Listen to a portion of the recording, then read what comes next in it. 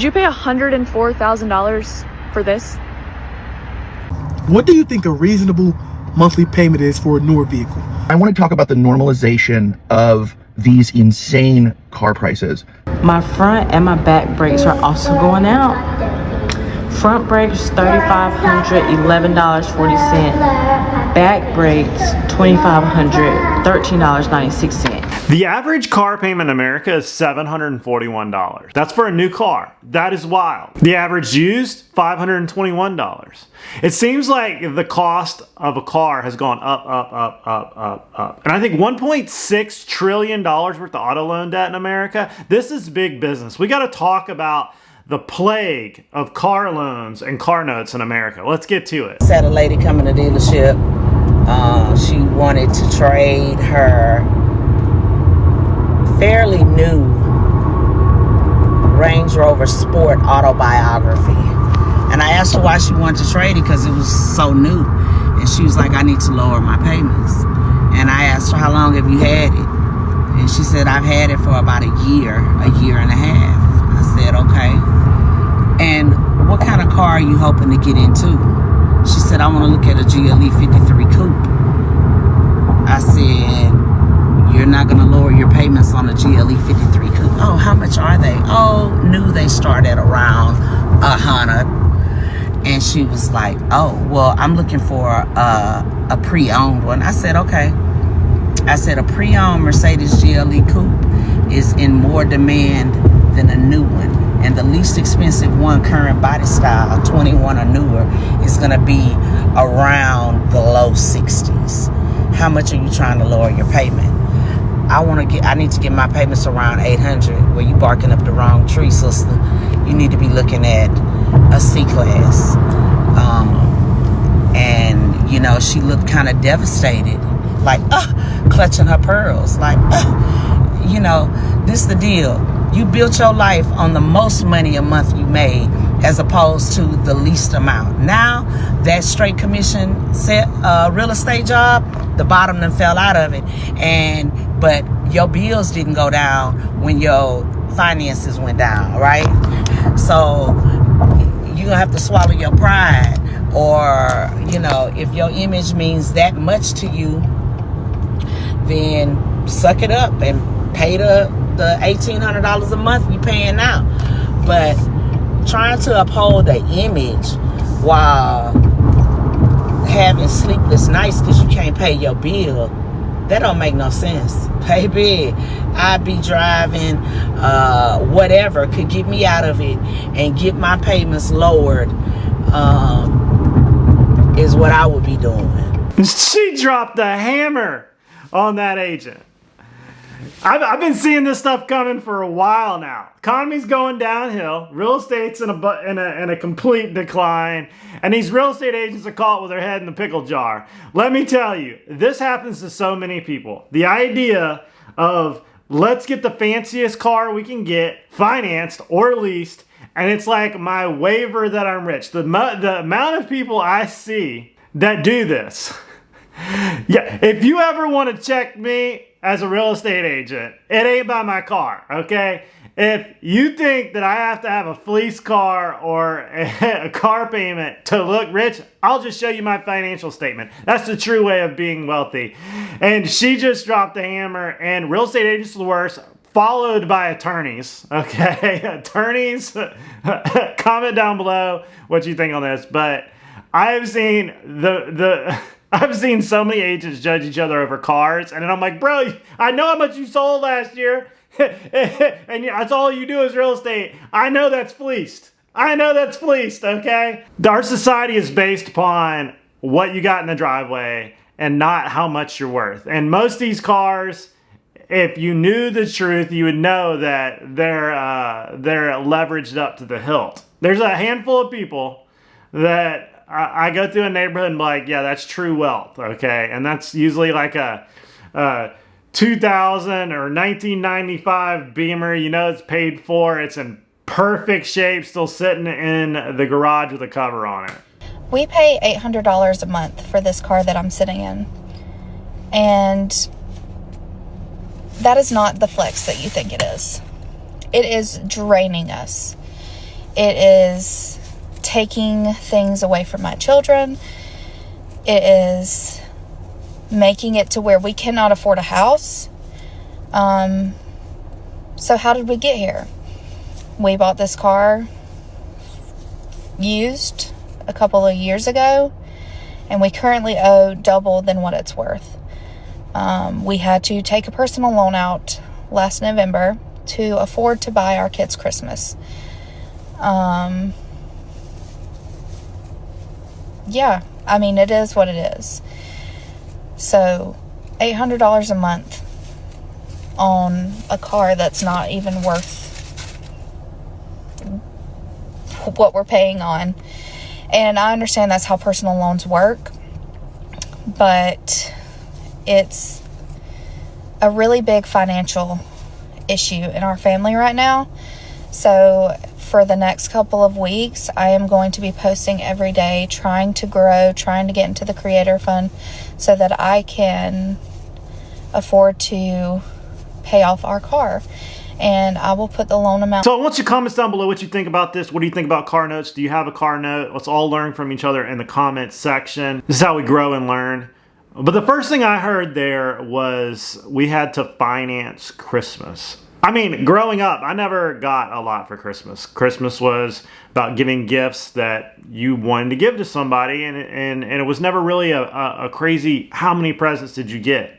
And when you're in a financial situation, the car note is a large car note is one of the quickest ways to stay poor. It is one of the largest extractors of wealth out of your life. But that being said, I think we overdo car notes in America. I don't think many of the people that have the cars, they do need them. I mean, many people I know now have one car. You know, back in the old days, you only had one car. I know sometimes, you know, you work in two different directions. It's not feasible, but maybe you get there early, you take one car there, and then you go to the other job, and then you carpool back or whatnot. But I see the stress that car notes put on families. And for the average car payment for a used car now to be $521, I mean, a new car, $700. It's the cost, it's almost half the cost of a mortgage. You factor in insurance and taxes and things like that, and you're at the cost of what used to be mortgage. I just think we got to relook at what we're doing here with cars. Oh no, I just feel like a $500 plus car note is absurd. But also walking, not having a car and not having transportation is even more absurd. So like, what do we do in this economy? Because you need a car, there's no way around it. Everybody can't go to a car place or dealership and just drop down cash. And I'm not even sure that's something that you should or would need to do. How much are y'all paying for these car notes? Like, how much are y'all spending on car notes plus car insurance? Because it's honestly getting even more ridiculous, but I low-key can't even be mad at people for paying that much money, because what do? You need a vehicle.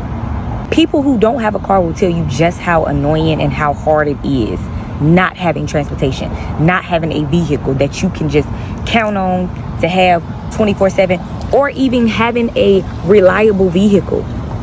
Having a vehicle that's not reliable, that's always breaking down and causing you problems, is just as worse as not having a vehicle. So what do you do if you need reliable transportation? You're talking to a person that had a 1981 GMC truck. I drove cars across country 4 times. Yeah, I had to learn how to work on it. In the old days, we had to learn how to work on our cars. But now there's 100 million people in the United States with a car note. That's big money. They created this layouts of cities, interstates, things like that. So we must buy a car. There's a reason why we don't have high-speed transit. We don't have subway systems in most cities. And I mean, where I live, we don't have railways to get you from Pensacola to Mobile or some of these smaller cities. They wired the infrastructure against us. Therefore, we must have a car. I don't believe that you have to have a car note. There are many people I know that have an older used car, and they just don't drive as far. They find jobs that are closer to where they need to be. And I honestly long for the world where I could just bicycle to work for a while, for the most part. I mean, y'all gonna hate me on that, but actually, electric bicycle it has a 100-mile radius now. You can get a lot of places, and I know people are going like, well, you can't take your kids on those. Yeah, well, you got to pick and choose your battle. If you don't have the money for a car, then, you know, maybe we don't do as many things, and then we work on getting a car. But these car notes are going to keep you in poverty. You cannot have them. You got to pay cash for cars, or you have a car note that you can afford and it's in your budget. You got to stay within your budget. I can't be taken seriously at this moment, y'all, before I start crying. So, just got my battery done, right? My front and my back brakes are also going out. Front brakes, $3,500, $11.40. Back brakes, $2,500, $13.96. I could have those backwards. All in all, $5,500. I want to rip this up. So I guess I won't be going anywhere that requires me to use my brakes. Come on, baby. See ya. See ya. See ya. Just get in. Just get in. Just get in. Y'all, they playing today. Here's the thing about luxury cars. Nobody wants to talk about how much it costs to maintenance these bad boys. My buddy has a Porsche, and we have to drive all the way to Destin, like once every, 4 or 5 months to get the oil changed at the Porsche dealership. We wound up having lunch over there in Destin and on the way back. But the maintenance on luxury cars is astronomical. Plus the payment, plus the insurance is astronomical. And I feel like, just my thought, that if the maintenance is a question mark in your finances, that you shouldn't have a luxury car, because it is crazy expensive. To get the spark plugs changed on a Porsche is astronomical, or on a BMW, or any type of luxury car, or for the most part just a new car, because you have to take it to the dealership. They're going to soak you and come up with 9 other things that's wrong with your car just so they can get you to upcharge. When in doubt, upcharge. What do you think a reasonable monthly payment is for a newer vehicle? I'm not talking about you go down the street and go to the dealership that's a mom and pop shop. No offense to the mom and pop shops, but I mean a newer vehicle, lower miles, under 40,000 miles, newer 2021 and above. What do you think a reasonable monthly payment is? A lot of people be like, oh, this is too high. Oh, wow. I want to see what you think a reasonable monthly payment is. I got the number in my head. What number is for you? What do you think a reasonable monthly payment is for a newer vehicle? I'm not talking about you go. So I think the average car note in America is like $41,000 for like a new car. That's excessive to me. I paid $27,000 for my 2011 Toyota Tacoma. It's got 130,000 miles on it. I bought it brand new. It has 131,000 miles on it. It's still going strong. I'll drive it until the wheels fall off.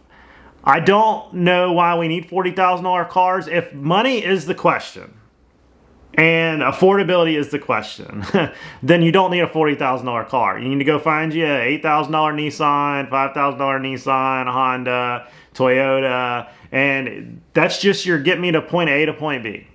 We're not trying to impress anybody. I really think we got to start taking values into our finances. I want to talk about the normalization of these insane car prices that we are seeing in the modern era. And every time I talk about finances, or I do sort of a breakdown to help people understand just like why they're feeling so stressed and strapped, there's always somebody that's like, well, why do you even have a car payment? Why don't you go buy an $800 car? They don't really exist anymore. And if you found one, congratulations, but that's not a real thing. Or why don't you just save up $10,000 and just buy a car? How are you supposed to get back and forth to work? You can do it. I do it. Samantha does it. My friend's family does it. We never had expensive cars growing up. I always had an old vehicle that I did have things break down on it. I will say this, my old 81 GMC left me one time when I was 16 years old. It limped where I had to go if there was a problem, but it always got me there. And I learned how to work on it. I learned how to do a spare tire. I learned how to take spare parts on me. I remember one time I was driving through Atlanta. I was probably like 25 years old coming back from the Army, and my headlights went out. Had to pull over in a rest stop in my Army uniform, fix the light, got going again. I grew up like that. I learned how to make do. And I know a lot of people are going to say, well, I don't know how to work on a vehicle. Well, we're going to have to start working. If you don't have money to afford these vehicles, you got to start learning how to work on them, considering all of the variables that would make that difficult while you're saving to go buy a car outright. These videos that people are posting, and I'm going to go ahead and start one, these videos that are normalizing these insane car prices and then car payments. People, when your car is paid off, drive it until it burns into the ground, right? People want to feel nice, they want to have nice things, and they already feel so pressed and they feel so destroyed in this economy that I understand the desire to want to go have something nice. But spending what is clearly a third of your paycheck on a car note is not the way to do it. And these videos are trying to normalize these insane car prices. Now I want you to look at this sheet, okay? This sort of demonstrates why car payments, even for like an entry-level car, like why car payments are already so insane. The average price of an out-the-door car in this country is almost $50,000, right? After all of the dealer shenanigans that go on, the out-the-door price on a car is pushing 50 grand. Entry-level cars are $30,000. And these dealerships are trying to normalize you coming in there and going like, hey, don't get the one that's already hard to afford. Get the one that makes you feel like a superstar. And these videos always have somebody in it that like has their... Yeah, they are normalizing it. And there is a banker involved in the propaganda machine of getting us to just think we got to have these vehicles. Just like houses. Everybody thought we had to have a house. You thought, you know, as the price values went up, you were just talking to 200,000, 300,000. Now we've normalized 400,000. And they do that. But I will say this until the cows come home, that you don't have to have a car payment. If you're a young person, you learn to make do until you can put a good portion down and you have a normal car payment, or you don't buy as nice a car. You save up cash and you pay for it. The wealthy people I know that have cars, they don't have these. The car payment is not a question in their life. If the car payment is hurting you, you got to get rid of it. It's the only way to build wealth in this world, is to not have these payments, these credit card payments, these car payments, these crazy house notes. You'll never be able to afford a house if you're struggling with the car payment. And if you're renting and with a massive car payment that you can't afford, you will never grow wealth. This is how you stay poor, is these car payments. Car outright, or they have somebody that has like a legacy car note from 7 or 8 years ago that's paying $300 or $400 in it. But these people that have $450, $500, $600 car notes, those are entry-level car loans in today's economy. These people that are trying to normalize these $1,000 and $1,500 car payments to make you feel better about getting a car that's that expensive, please stop letting these dealerships normalize this stuff. And if you can go get a used car, if you can make other arrangements, but more importantly, if you can just, once your car is paid off, don't fall into the trap of like, well, now what if it breaks down? Yeah, if it does, and you got to pay $600 for repair, that's better than paying $600 to $1,000 a month for a car loan that you already can't afford. Imagine being able to put away that $600 every single month instead. Please stop letting these dealerships normalize you coming in there and walking out with $1,000 car payment in this economy. I agree with him on that. That is the game. I went to look at a brand new Toyota Tacoma, just like mine, 4-wheel drive. You're looking at $50,000, $60,000. I'm going to shock you on this. I paid $67,000 for my house. And I know everybody's like, that doesn't exist. Well, it was an old house. It was in rough shape. I talked about it on this channel numerously. I vlogged the renovation. I had to swing hammers. If I didn't have the money, I had to learn how to work on it. I had to swing hammers. Same way with a car. You get a car, yeah, it's got 150,000 miles on it, 200,000 miles on it. That's the one you can afford. Yeah, you might have to learn how to work on it. There used to be garages, service stations all over the place.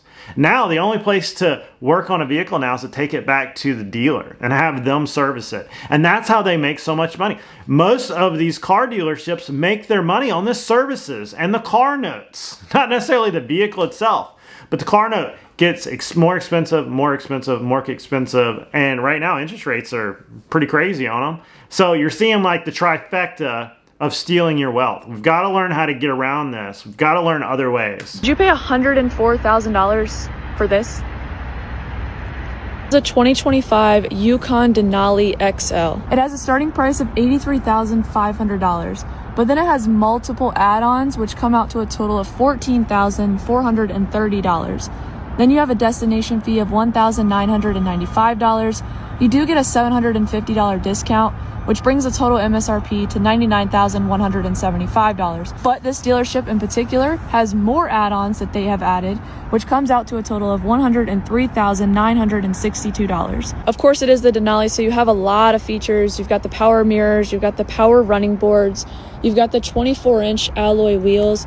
Of course, it is the XL, so you do have the extended size. It's 4-wheel drive, and it comes in this Summit white color. What do you guys think? Do you think that this GMC Yukon Denali XL 4-wheel drive is worth $104,000? No, I don't. I don't think it's worth any of that. The only two ways I see you buy this car. One, you can buy it in a company name as a company vehicle, and you can take the tax write-off. Hashtag not a tax professional. I just know that's how you do it. Okay, you take the tax write-off. It's over 5,500 pounds, whatever the rule is now. You buy it in a business, and it's a business vehicle. Two, you have excess of $1 million net worth, probably more like $5 million net worth. To pay this $100,000 and it'd be a depreciating asset, that's the only way I see somebody buying this. If you're buying this and you're a young person and you don't have $1 million net worth, you're throwing your money down the toilet. Like, you need to be investing in other things. There's other cheaper ways to get from point A to point B. And if it's a business expense, okay, I got it. Even if it was a business expense, you don't need half that stuff. That's my opinion on that. What do y'all think? Comments down below. I want to give you guys a realistic example of what payments look like on a $75,000 car. So in this case, we're going to use this M8 competition that I have in stock. This car is damn near exactly $75,000. Crazy thing is, I have an S-Class that's right next to it. This car is probably in the same range too. You guys peep the 5.0 over there. Now keep in mind, when you borrow $50,000, that means your payment's going to be in the ballpark of $1,000. Now this car is $75,000. Let's see what the payment looks like. So we have everything plugged in, $75,000 car financing for 72 months, 6.5% rate, paid off early if you want, no money out of pocket. Your total payment amounts to $1,377 a month, and this is with no money down. And even at a 6.5% rate, if you were to keep this car for the entire loan, you'd be paying $17,000. $80,000 out the door. Am I seeing this right? And you're financing this. The only way I would ever do this is with cash, and I really wanted it. And I would even if I tripled the amount I was worth right now, I would not buy this vehicle. I don't understand how you do this. Please correct me in comments down below. Love y'all. You know, I pulled up to a stoplight the other day and I saw this young man next to me in a car that was 3 times as much as my vehicle. Brand new, F-150, you know, to the nines, Raptor, the whole 9 yards. And I was like, man, that's like a $70,000, $80,000 vehicle. I was like, and I'm over here in my old Tacoma, probably worth 5 times what that person's worth.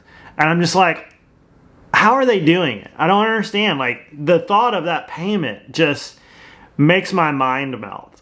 The largest robber of wealth in our society, and besides insurance policies, is our cars. And I see one of the first things people do when they get their job is get them a car. I remember in the Army there was a commissioning loan. The moment they commissioned, USAA would give you a $20,000 or $30,000 commissioning loan to go buy a car, and that's what they got all their BMWs with. See all the flight guys with their BMWs, their hot cars, and I'm like, right off the top, there goes your wealth. If you could just not buy a new vehicle until you're about late 20s, 30, you're going to be set. You're going to have money in the bank, probably for a house. You're going to have the ability to pay for the car you want. What I did, I drove my old red truck. It's on this channel. Beat up red truck. I learned how to work on until I was about 30 years old. No. Until I was 27, I think. Somewhere in there. Came back from Iraq. I paid cash for my truck. My Tacoma sitting right out there. And I've driven that truck ever until now, and I'm 40, okay? That thing's still ticking. I've taken care of it. And I've created wealth with the money I didn't pay a bank in a car note. I bought a house. I bought multiple houses. It allowed me to become an entrepreneur. It allowed me to do things by not having car payments and credit card debt. Always have an emergency fund and figure out a way to continuously increase your income. And life's easy. Don't drink too much. Pay for stuff in gas. Always have an emergency fund, and who you marry is so important. And that's all I got, everybody. That's life. I enjoyed this video. Comment down below what you think. I know this is a hot topic, but in America, we really got to talk about these car notes. And sometimes you don't even need a car. Maybe you find a place you live close enough to work that you can carpool or not have a car or bicycle in. Or in some of these places now, golf carts are everywhere. People are golf carting to work. Heck, I've sold many houses houses on my golf cart. And that's all I got. If you happen to be looking for a real estate agent on the Gulf Coast of Florida, Alabama, my email is down below. I'd be happy to help you. And if I can't help you, I'd be happy to find an agent that can. If you're anywhere in the United States, I can help you find a real estate agent. And I'll see you guys in the next video.